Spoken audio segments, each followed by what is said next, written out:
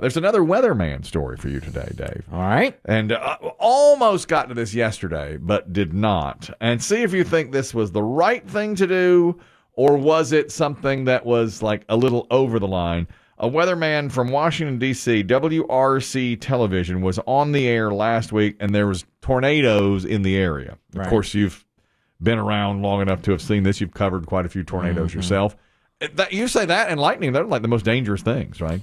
Lightning. Flash flooding and lightning are the two big killers. This guy's name is Doug Kammerer, and he was on Thursday. They had some tornadoes, and he saw on his radar that a tornado cell was heading right over his house. Right. So he called his kids. Right. Literally on the air, he took out his cell phone and called his children because he didn't think they'd be watching. I'm tracking this so closely now. This is going to go right over my house. Can't you, everybody? Yeah. All right, hey man, I want you to get down in the basement. We got a tornado warning. All right, so I want to make sure you and Callie get downstairs as soon as you can. Okay? Yeah, get down there right now. Get in that bedroom down there, and just kind of wait for like 10, 15 minutes. Okay? Do it now. All right, thanks, buddy. All right, so that was just, got to warn my kids because I know what my kids are doing right now. They're probably online gaming and they're not seeing this. Well, he's right. What kids do, they don't watch it. No, they don't. I'm making ramen. You get down in that basement. I have no problem with him doing that. I don't know where my sister is. Find her. You know your own kid. My son's always wanting to trade away his sister. He's like, what if we got a trade offer for her? It's not the NBA. Could we? He treats it like that. Yeah, he's a future GM. He does that a lot. He's like the neighbors offered 2 1s and a 2 for her. I think we should take it. Can we trade her? I think we should take. We'll never get better than that. That's what he thinks. He's all pretty good. Oh yeah, he does that all the time.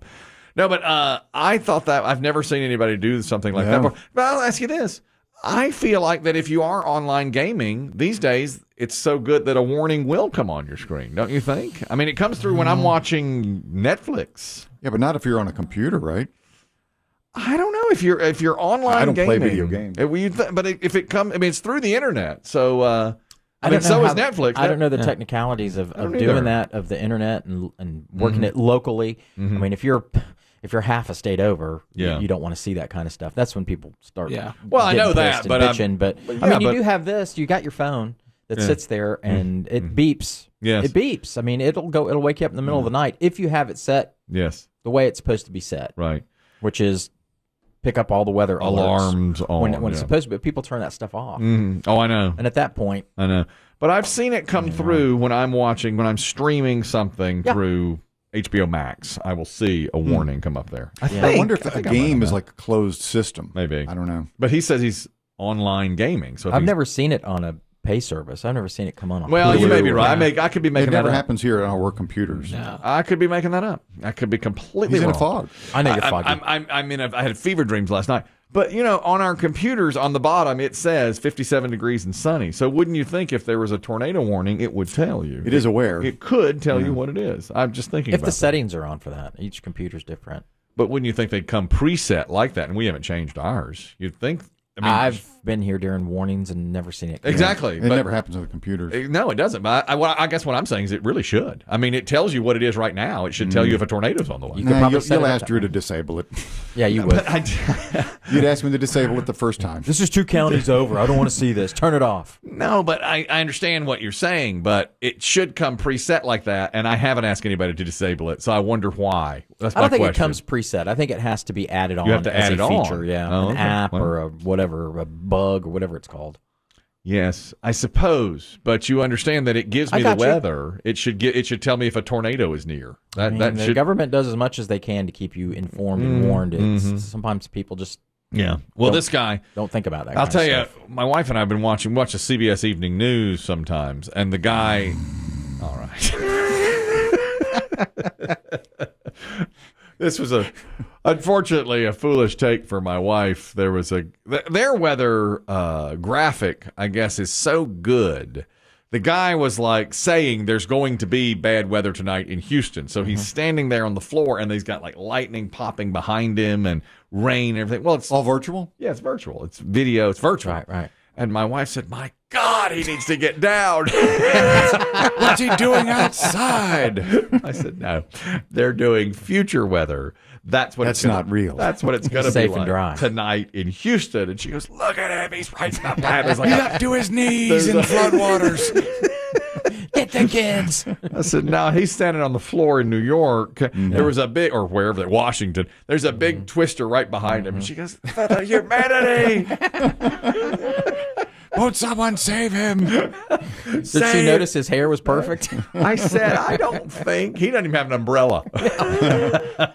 When the Weather Channel dudes are in it, they're in it. He's standing in the studio. Right. He's right there. She didn't get that at first. Right. There's a company in some trouble today for their April Fool's Day prank. We'll talk with Lisa Lanier about this, our official attorney, on Friday to see if they have anything to worry about. News from other countries now. An April Fool's Day prank from a beer company. This is in England, and they are called BIER, is the name of their beer. April Fool's Day is international? I guess. Okay. Must be. Last Friday, on April Fool's Day, they sent out an alert to their mailing list telling people they had won free beer for life. It was a joke. It was a total joke.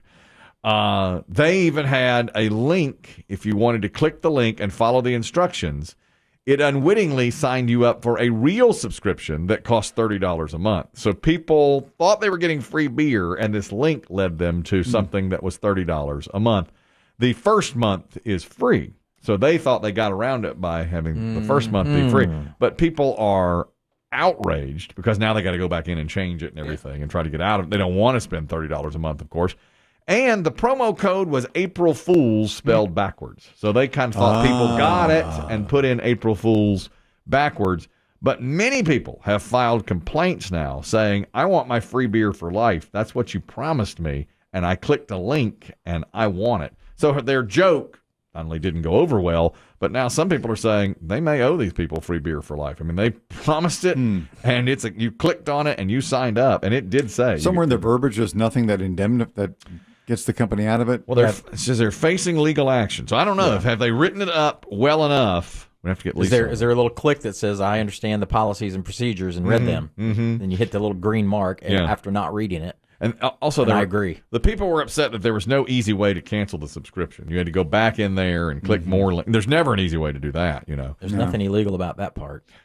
Well, but if you say free beer for life, that part, and then you're signed up for a subscription. Well, yeah, but I mean, if you see that, I would be suspicious. Like, there are a lot of things say, free such and such, but there's always a tiny asterisk. They better have the asterisk, though, don't you think? I mean, if they don't, if it's just April Fool's spelled backwards, is that enough? Unless I don't know the answer. I mean, I don't know. It's just, there's always every time I go to do anything, there's a little check mark. I read the and agreement? accept the cookies and the policies and the procedures, and I've read them. Yeah. Click the check mark. Nobody reads it. It's 20 pages, and then you hit submit. So if they did that, then that'll be the whole thing. You're SOL. If they do, they're a beer of the month club, is what they are.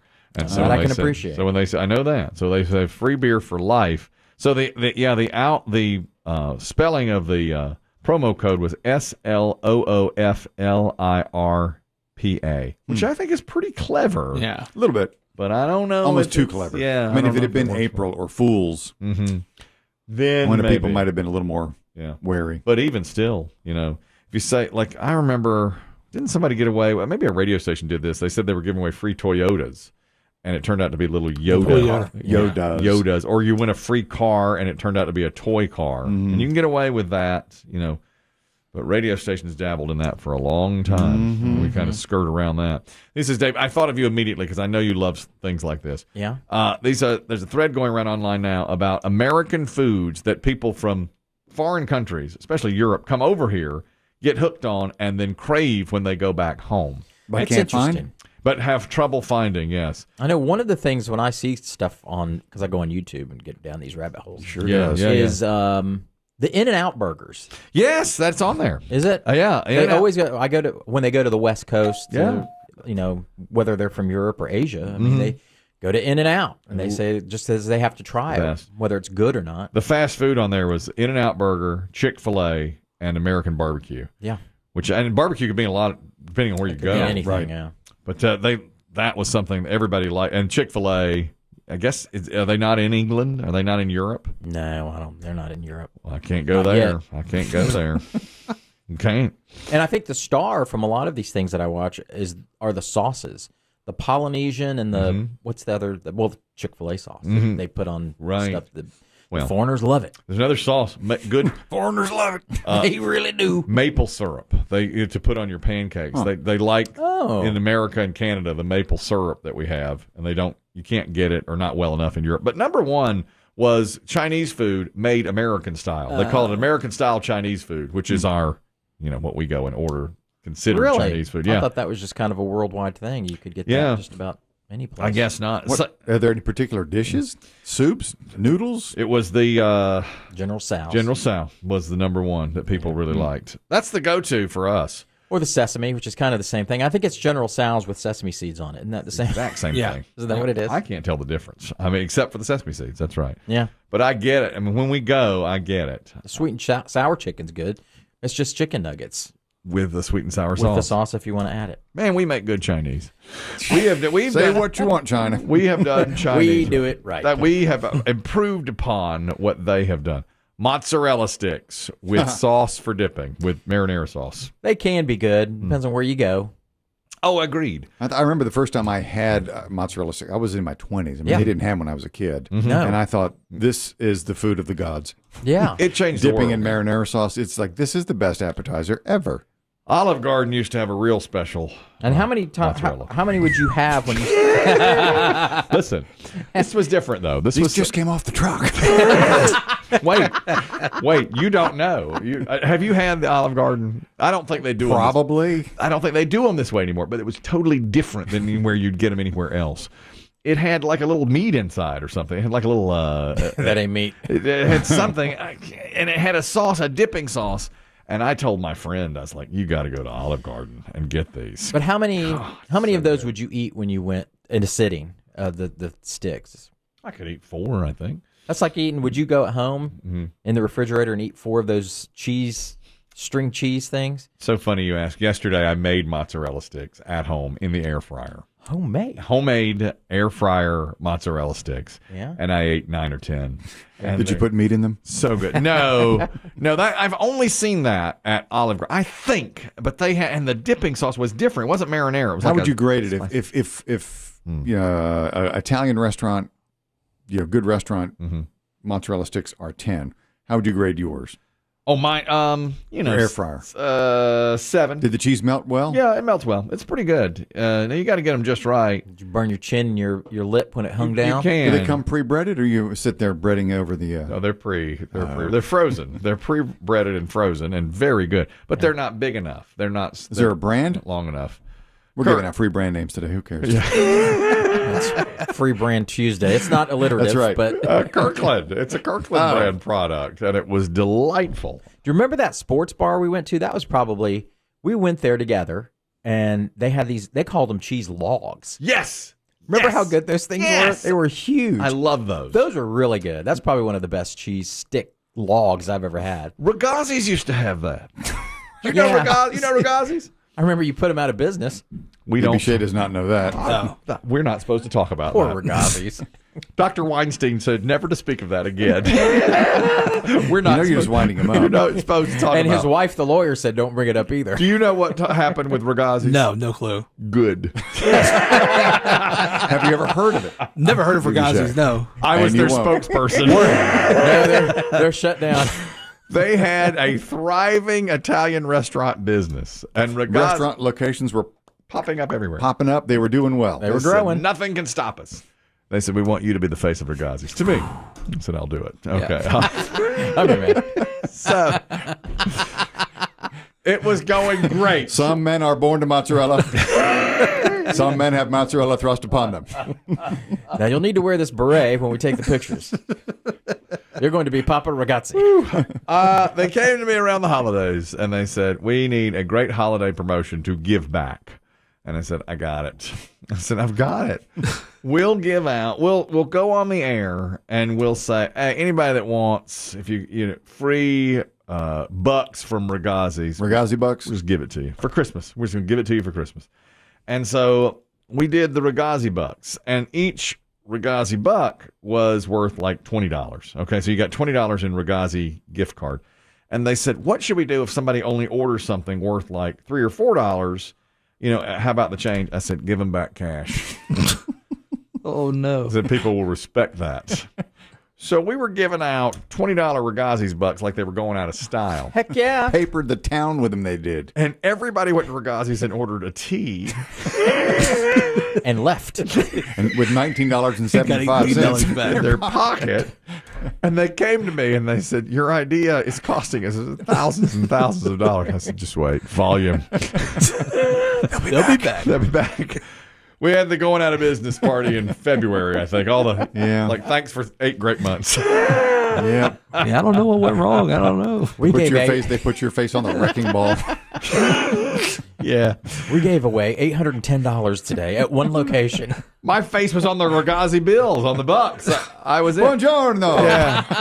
God, and I would go in there and like the servers hated Mamma me. mia. Oh, people were using them for tips. They were just laying them down and leaving, or they were getting all This that. isn't money. It was made out of construction paper. It was green and red construction Interns paper. made that. They made it upstairs. Here. And they said to me, this is the worst marketing program of all time. If you go to like a marketing seminar, they use that as the what not to do. They do. I drove Ragazzi's out of business. How to go out of business in 10 days. They had the best cheesesteak, very much like a log. They had a real, like a cheese log. Well, no one will know. No, they'll never know. Man, I have given out a lot of free plugs today. How about ragazzi? Está morto. It's gone. It's long gone. Yeah, Dave, I'm sorry we didn't get to half these things that Europeans love about American food and crave when they get back home.